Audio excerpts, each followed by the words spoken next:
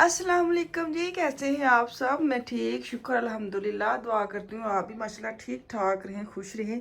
यहाँ पे ना आज मूलियों वाले पराठे बनाने लगे। यहाँ पे मूली जो है ना, उसको मैंने सुबह करके ना क्रश, तो मैंने इसका निचोड़ लिया पानी, क्योंकि पानी हो ना तो पराठे सही बनते नहीं है। तो यहाँ पे धनिया हरी मिर्चें काटी हैं, और ये जो है ना ये मेथी है। हूँ मैं डाउट बेचवा कि मेथी है कि धनिया, खुशबू जो है ना वो मेथी वाली आ रही है। पत्ते मैनू धनिए के लगते हैं, नहीं मेथी लगती है। अब मैं डालूंगी इसके अंदर ना, अब देखती हूँ क्या बनता है। धनिया तो वैसे मैंने निकाल के रखा हुआ है। अब मैं ना डाउट में देखती हूँ अभी क्या है, क्योंकि मुझे लगता है मेथी, खुशबू जो है ना वो मेथी वाली है। तो मेरा दिल कर रहा था मेथी डाल लूँ। मेथी वाले पराठे भी तो ऐसे बनाते हैं, चलो मूली में डाल लेती हूँ, दोनों मिक्स हो जाएंगे। अब इसके अंदर जाएगी मेथी। मेथी है ना, हाँ डंडियाँ तो मेथी वाली हैं। अब देखें यहाँ तो धनिया धनिया धनिया वाला पराठा बनेगा, ये मेथी और मूली का कंट्रास्ट होगा, हरे हरे प्याज। तो यहाँ पे मैं ये चीज़ें भी डाल दूँगी। फिर जो है ना लाल मिर्च डालूँगी, नमक डालूँगी, सूखा धनिया डालूँगी, और क्या डालूँगी। हाँ मैं ज़्यादा मसाले नहीं डालती, सिंपल ही रखती हूँ। तो इनको करते हैं मिक्स। चले जी, मैंने ना बिस्मिल्लाह करके शुरू कर ही लिया। मैंने कहा मेथी है धनिया है तो खाने वाली चीज़ ना, इसमें क्या बुराई। अगर तो मेथी हुई तो पता चल जाएगा, ना होता धनिया। मेरे बेटे को वैसे ही बड़ा पसंद है, उसके लिए मैं बनाने लगी थी पराठे, क्योंकि वो आज उसकी थी जॉब घर पे ही, होम ऑफिस था। तो वो उसको ब्रेक मिलना है, मुझे पता होता है कि 12 से 12:30 तक उसको ब्रेक मिलना है। तो मैं थोड़ी लेट ही हो गई हूँ, मैंने जल्दी से मसाले डालने लगी हूँ। मैंने कहा उसके लिए पराठे बना लूँ। तो ये घर में होना तो फिर टेंशन नहीं दे, ना भी ब्रेक हो तो मैं खाना उसके आगे रख आती हूँ। तो वो जब उसको क्या करते, बात करते करते जो भी उसका काम होता है करते करते वो नाश्ता कर लेता है।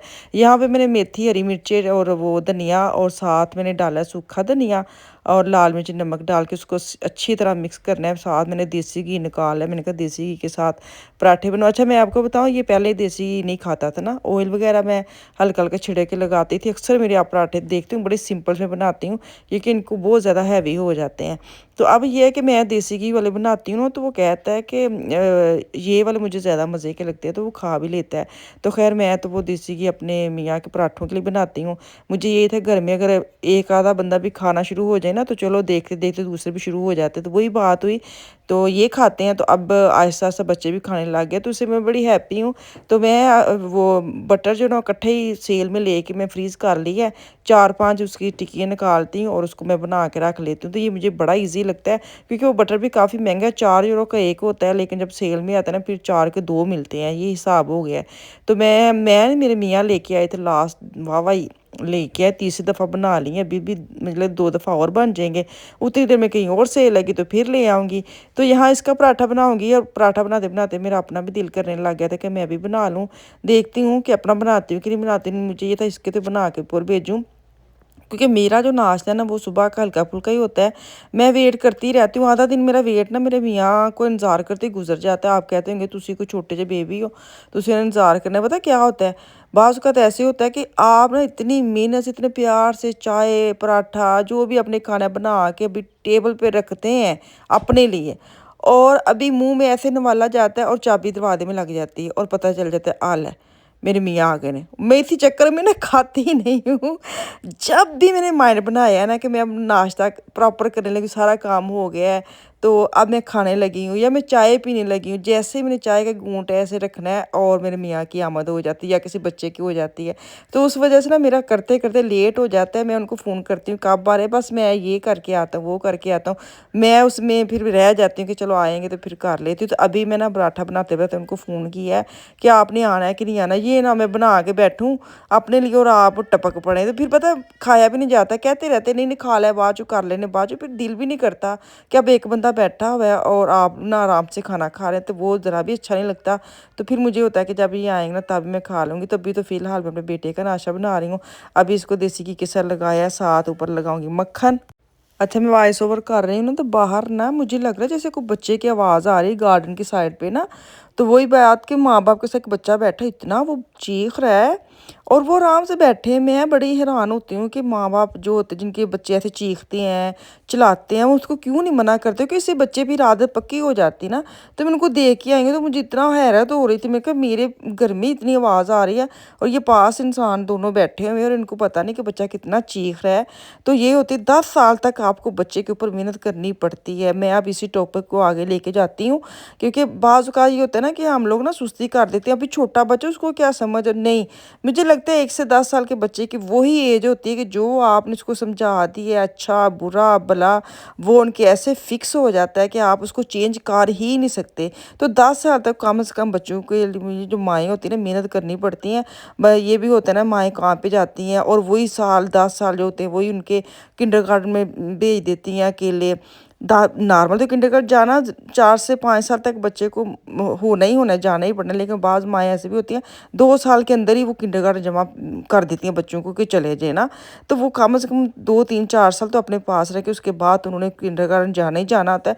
तो कोशिश करें 10 साल तक कम से कम बच्चे के ना अपने हवाले रखें, अपने पास रखें, उनको ऊँच नीच सिखाएं। ये एज होती है जो उसमें बच्चा आपका फिक्स हो जाता है, अच्छा बुरा भला समझ जाता है। तो वही बात ना, बाज़ माएँ माँ बाप ऐसे भी कर देते, बच्चे छोटे ने उन्होंने समझ नहीं है, उन्होंने की पता वे कोई नहीं चुप हो जाएंगे कोई नहीं। लेकिन नहीं, वही होता है टाइम जिस पे आप अपने बच्चे को ख़राब कर लेते हैं। तो चले जी यहाँ पे ना मैं किसी के बच्चे के सुनते सुनते ना मैं आपको बताने लग गई हूँ। तो ये भी कि छोटी छोटी टिप्स होती हैं, क्योंकि अल्लाह ज़िंदगी दे बच्चों के साथ मैंने भी टाइम निकाला है, मुझे भी पता है। तो ये होता है कि चलो जो नई माएँ बन रही हैं, काफ़ी मैसेज भी आते हैं कि इस टॉपिक पे बात करें। मैं उस टॉपिक पे करना चाहती हूँ जिस टॉपिक में अभी गुजर चुकी हूँ। मैं वो वाले टॉपिक जैसे बच्चों की शादियाँ करनी है उसके ऊपर बड़े आते हैं। मेरी अभी बच्चों की शादियों का टाइम हुआ नहीं है, हुआ है माशाल्लाह, करूँगी तो एक्सपीरियंस करूँगी, फिर मैं आपके साथ उस टॉपिक पे बात करूँगी। अभी बच्चों की जो तरबियत परवरिश और ये छोटे हैं अभी स्कूल कैसे हैं, कैसे जाना है, कैसे संभालना है, अभी इनमें मैं गुजरी हूँ। तो मैं आपके साथ वही चीज़ शेयर कर रही हूँ जिसको मैंने खुद तजर्बा कर लिया है ना। तो यहाँ पे मैं कलर करने लगी थी, तो ये जो है ना लॉरियल का मैं लेके आई हूँ, पता नहीं 5 नंबर है 5.3 है ये क्या है ना। तो इसके अंदर 3 4 चीज़ें निकलती हैं स्टेप वाइज। अभी मैं ना शुरू में बड़ी गलती करती थी। ये 2 नंबर जो है ना ये आपने डेवलपर होता है, ये जो ना ये नहाने के लिए होता है, एक स्पूलिंग होती है शैम्पू टाइप। तो मैं वो जो स्पूलिंग ना वो भी अंदर मिक्स कर देती थी, पता नहीं क्यों, मैंने पढ़ा नहीं। फिर मैंने सोचा, मैंने कहा हाय हाय, फिर मैंने पेपर देखा, फिर मैंने 1 नंबर को इसके अंदर मिक्स करना है और उसको अच्छी तरह हिलाना है। इसका ऊपर जो ढक्कन है ना उसके पहले मिक्स कर लेना है इसके साथ ही ना। तो अच्छी तरह मिक्स करना है। फिर उसके बाद में ब्रश इसके अंदर निकलता है। मुझे वो ये वाला इसलिए ब्रांड अच्छे लगते हैं, इसके अंदर ब्रश होता है, ये ऊपर लगाया ना कंघी से, इसके साथ बड़ा इजी आराम से आप ना कलर लगा सकते हैं। अच्छा जी, हम लोगों ने कहीं जाना है तो मैंने ना, मुझे भूल ही गया वीडियो बनाना, मैंने आपके साथ शेयर कर देती हूँ। आगे तक मैं नहीं जाऊँगी, जो मैं ज्वेलरी वगैरह सेलेक्ट कर रही हूँ वो बाहर निकाल ली। बेटी की ना 2 3 निकाल के रख देती हूँ, उसका फाइनली नहीं होता, उसने पहन पहन के देखने होते हैं। तो मैं 2 3 उसकी मैचिंग करके ना निकाल देती हूँ, जो उसने पहन गई उसी के निकाले हैं मैंने।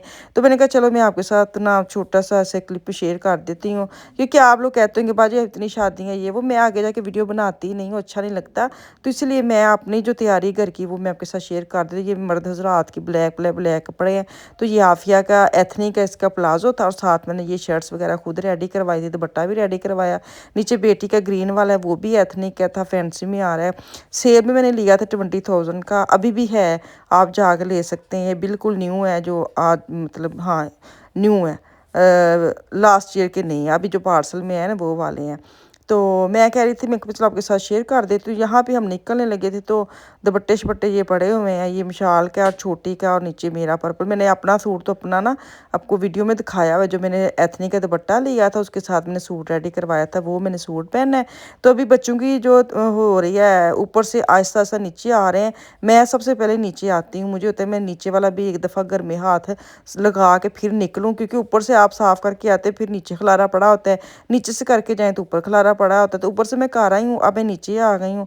तो अब आहिस्ता आहिस्ता बच्चों को बाहर निकाल रही हूँ। बेटे को बोल रही थी जाओ आप गाड़ी खोल के ना इनको बिठाओ, फिर हम लोग आते हैं। तो हम सब आ गए हैं, मेरे मियाँ तीसरी दफ़ा घर गए हैं, यकीन करें। अभी हम सब वेट कर रहे हैं, उनकी सिलेक्शन ही नहीं होती। पहले कहते मैं यही पा जाने ने, मेरा केड़ा मसला है। और जब टाइम आता है यकीन करें आपके मियाँ भी ऐसे करते हैं, पूरी अलमारी इन्होंने फोड़नी होती है, पूरे जूते की जो अलमारी है वो इन्होंने ख़राब करनी होती है। तो 2 4 दिन पहले मैं इनको कहती हूँ सिलेक्ट कर लेते, हाँ हाँ नहीं नहीं मेरा कड़ा मसला मैं उंज लेकिन जो एंड पे जाके ये बंदा सबसे ज़्यादा तंग करता है।